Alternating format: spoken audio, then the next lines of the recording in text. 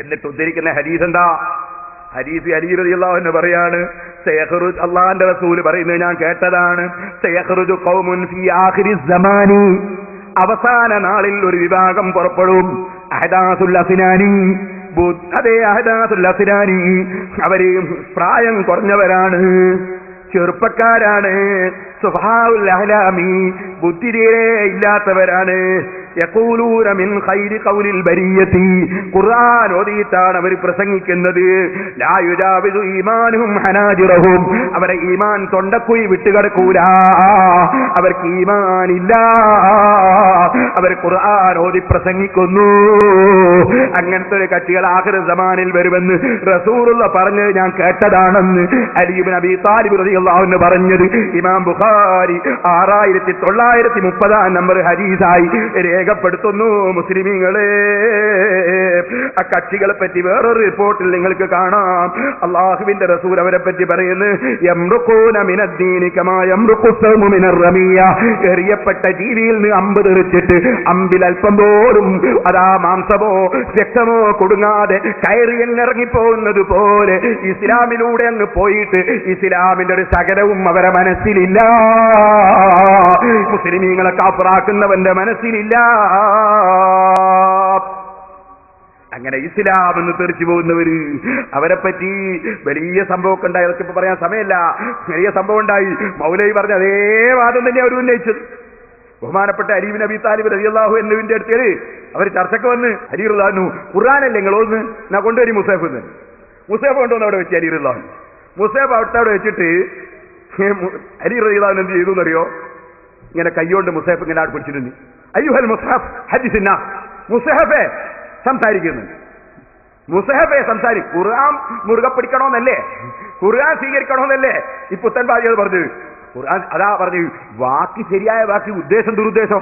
അലി റളിയല്ലാഹു അൻഹു കലിമത്തു ഹഖ്ഖിൻ ഉരീദ ബിഹൽ ബാത്തിൽ എന്ന് പറഞ്ഞു, മുസ്ഹഫേ സംസാരിക്കുന്നത്. അപ്പൊ ഇവര് പറഞ്ഞു, ഇൻസാൻ മാതാ ഇൻസാൻ ഇന്നമാഹു മിദാദു വർ, അത് മനുഷ്യനാ, അത് മനുഷ്യനാ, അത് കടലാസം പശുവല്ലേ, അത് സംസാരിക്കുമെന്ന് വെച്ചാൽ അലി റളിയല്ലാഹു അൻഹുവിനോട്. അലി റളിയല്ലാഹു അൻഹു പറഞ്ഞു, ഓ അങ്ങനെയാ, എന്നാ പിന്നെ നിങ്ങളല്ലേ പറഞ്ഞു ഖുർആൻ സ്വീകരിക്കണോ, അങ്ങനെ ഖുർആൻ പറയട്ടെ, എന്നാ ഖുർആൻ പറയട്ടെ. അപ്പൊ ഇവരോ അങ്ങനല്ല, പിന്നെ വനഹനു നതകല്ലമു ബിമാ റുവീനാഹു മിൻഹു, ഖുർആനിൽ നിന്ന് റിപ്പോർട്ട് കിട്ടുന്നതനുസരിച്ച് ഞങ്ങൾ പറയും. ഓഹോ, അപ്പൊ ഖുർആനല്ല നിങ്ങളാ, ഖുർആനല്ല, ഖുർആന്റെ പേരിൽ നിങ്ങൾ പറയല്ലേ, ഓ അതാ പരിപാടി. ഖുർആൻ പറയല്ല, ഖുർആൻ പറഞ്ഞാൽ ഞങ്ങൾ സ്വീകരിക്കും, നിങ്ങൾ ഖുർആന്റെ പേരിൽ നിങ്ങൾ പറയാണല്ലേ എന്ന് ചോദിച്ചു അലി റളിയല്ലാഹു അൻഹു. എന്നിട്ട് അലി റളിയല്ലാഹു അൻഹു എന്ന് പറഞ്ഞു, ഫഖാൽ കിതാബുല്ലാഹി ബൈനി വബൈന ഹഉലാഇ, എന്റെയും ഇവരുടെയും ഇടയിൽ അള്ളാന്റെ കിതാബാണ് എനിക്ക് തെളിവ്. എന്താണ് അവരെ തർക്കമെന്നറിയോ നിങ്ങൾ? അലി റളിയല്ലാഹു അൻഹു മുആവിയ റളിയല്ലാഹു അൻഹു തമ്മിൽ ഒരു തെറ്റിദ്ധാരണയുടെ പേരിൽ, മുആവിയ റളിയല്ലാഹു അൻഹു ഉണ്ടായ ഒരു തെറ്റിദ്ധാരണയുടെ പേരിൽ അലി റളിയല്ലാഹു അൻഹുവിനെതിരെ യുദ്ധം നയിച്ചുപോയി.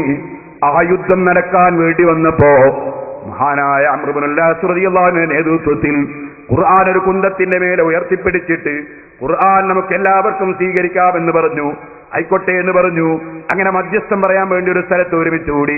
മധ്യസ്ഥം പറയുന്ന തീരുമാനത്തിൽ അവിടെ അവർ പിരിഞ്ഞപ്പോ അലി റളിയല്ലാഹുവിന്റെ കൂടെ തന്നെ ഉണ്ടായിരുന്ന ഒരു കൂട്ടർ പറഞ്ഞു, അലിയേ നീ കാഫിറായി. എന്തേ കാരണം? നിങ്ങൾ അള്ളാന്റെ ഖുർആൻ കൊണ്ട് നിയമം പറയുന്നതിന് പകരം നിങ്ങളൊരു മധ്യസ്ഥനെ നിശ്ചയിച്ചില്ലേ? അതുകൊണ്ട് മധ്യസ്ഥൻ പറയുന്ന തീരുമാനമെടുത്താൽ അത് അള്ളാന്റെ വിധിയല്ല, അള്ളാന്റെ വിധിയെ പറ്റുള്ളൂ. ഇനിൽ ഹുക്മു ഇല്ലാ ലില്ലാഹ്, അള്ളാഹ്ക്കേ വിധിയുള്ളൂ.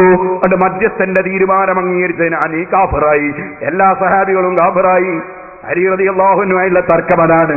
ആ തർക്കത്തിന്റെ വിഷയത്തിലാണ് ഈ ചർച്ച. ഇരിക്കട്ടെ, ആ ചർച്ചയിൽ അലി റളിയല്ലാഹു അൻഹു എന്ത് ചെയ്തു? അലി റളിയല്ലാഹു അൻഹു പിന്നെ ഖുർആൻ മറിക്കാൻ നമുക്ക് പറയാ. അല്ല പറയാണ്, ഫൈൻ ഖിഫ്തും ശിഖാഖ ബൈനിഹിമാ ഫബഅതു ഹകമൻ മിൻ അഹ്ലിഹി വഹകമൻ മിൻ അഹ്ലിഹാ. ഖുർആനിൽ അല്ല പറയുന്നു, ഭാര്യയും ഭർത്താവും തമ്മിൽ വിയോജിപ്പുണ്ടായാൽ അത് നന്നാക്കാൻ വേണ്ടി നിങ്ങൾ രണ്ട് ഭാഗത്തു നിന്നും മധ്യസ്ഥന്മാരെ അയക്കണേ.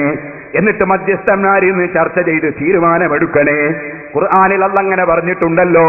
അപ്പൊ മധ്യസ്ഥം പറഞ്ഞിട്ട് തീരുമാനമെടുത്താൽ അത് കുഫ്റാണെങ്കിൽ ഈ പെണ്ണിന്റെ കാര്യത്തിൽ മധ്യസ്ഥം പറഞ്ഞാൽ അത് കുഫ്റാകണ്ടേ മൗലവിമാരെ? ഇത് പറഞ്ഞിട്ട് ബഹുമാനപ്പെട്ട അലി റളിയല്ലാഹു അൻഹു പറയാണ്, ഉമ്മത്തു മുഹമ്മദിൻ അഅ്ളമു മിൻ ഇംറാത്തി റജുലിൻ, ഒരു പുരുഷന്റെ ഭാര്യന്റെ കാര്യത്തിലാണ് മധ്യസ്ഥം പറയാമെങ്കിൽ മുഹമ്മദ് നബിയുടെ ഉമ്മത്തുകൾ തമ്മിലടിച്ചു പോകുന്നതിന് ഒരു മധ്യസ്ഥം പറഞ്ഞുകൂടാ എന്ന് പറഞ്ഞ പെണ്ണിനേക്കാൾ ഈ സമുദായത്തിന് വിലയില്ലേ വിഡ്ഢികളെ? ഒരു പെണ്ണിനേക്കാൾ ഭർത്താവിന്റെ ഭാര്യയെക്കാളും ഈ സമുദായത്തിന് വിലയില്ലേ വിഡ്ഢികളെ? പിന്നെ മധ്യസ്ഥം പറയാൻ തീരുമാനിക്കുമ്പോഴേക്ക് കാഫിറാകുമെന്ന് ഖുർആൻ ഓതി പറഞ്ഞ നിങ്ങളെ വിഡ്ഢിത്തം എവിടെയാണ്? അലി ഇബ്നു അബീ താലിബ് റളിയല്ലാഹു അൻഹു ചോദിച്ചു. ആ അലി റളിയല്ലാഹു അൻഹു സംവാദം നടത്താൻ വേണ്ടി ചെറുപ്പക്കാരനായ അബ്ദുല്ലാഹി ഇബ്നു അബ്ബാസ് റളിയല്ലാഹു അൻഹു പറഞ്ഞേച്ചിട്ട് 8000-ഓളം ആളുകൾ ഉണ്ടായിരുന്നു പുത്തൻവാദികൾ. 4000-ഓളം ആളുകൾ സുന്നത്ത് ജമാഅത്തിലേക്ക് മടങ്ങി കേട്ടോ. പക്ഷേ പിന്നീട് അവർ രാജ്യത്തിന്റെ വിവിധ ഭാഗങ്ങളിൽ വ്യാപകമായി എത്രയോ ലക്ഷക്കണക്കിന് അവർ വളർന്നിട്ടുണ്ട്. ചിലപ്പോ പുത്തൻവാദികൾ വളരും, പക്ഷെ കുറച്ച് ദിവസം കഴിയുമ്പോൾ തമ്മിൽ തന്നെ തല്ലി അങ്ങ് തകരും. അങ്ങനെയാണ് ലോകത്തിന്റെ ചരിത്രം. ഖവാരിജ് തകർന്നത് അങ്ങനെയാണ്. ഓ മുസ്ലിമീങ്ങളെ, മുഅ്തസിലത്ത് തകർന്നത് അങ്ങനെയാണ്. പുത്തൻവാദികളെ ചരിത്രം അങ്ങനെയാണ്. ആ ഖവാരിജിന്റെ നേരെ കോപ്പിയാണ് ഇന്നത്തെ മുജാഹിദുകളെന്ന് ഞാൻ പറഞ്ഞതല്ല. ഇസ്തിഗാസ ചെയ്യുന്ന മുഅ്മിനീങ്ങൾ, ആ മുഅ്മിനീങ്ങൾ മുശ്രിക്കീങ്ങളാണെന്ന് വാദിക്കുന്ന ഈ പുത്തൻവാദികൾ അലി ഇബ്നു അബീ താലിബ് മുശ്രിക്കാണെന്ന് വാദിച്ച അതേ ഖവാരിജിന്റെ കോപ്പിയാണെന്ന് അതാവരം വലിയ ജുമാഅത്ത് പള്ളിയിലുള്ള കിതാബിലില്ലേ, സാബീലില്ലേ, പേരോട് വെറുതെ പറയുകയല്ല